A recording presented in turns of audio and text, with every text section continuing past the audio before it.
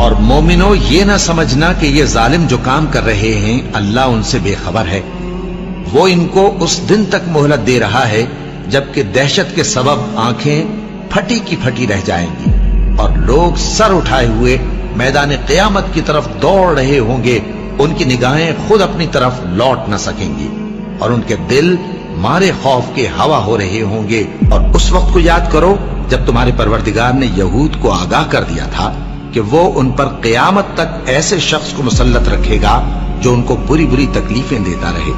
بے شک تمہارا پروردگار جلد عذاب کرنے والا ہے اور وہ بخشنے والا مہربان بھی ہے۔ اب کیا جو لوگ بری بری چالیں چلتے ہیں اس بات سے بے خوف ہیں کہ اللہ ان کو زمین میں دھسا دے یا ایسی طرف سے ان پر عذاب آ جائے جہاں سے ان کو خبر ہی نہ ہو، یا ان کو چلتے پھرتے پکڑ لے تو وہ اللہ کو عاجز نہیں کر سکتے، یا جب ان کو عذاب کا ڈر پیدا ہو گیا ہو تو ان کو پکڑ لے؟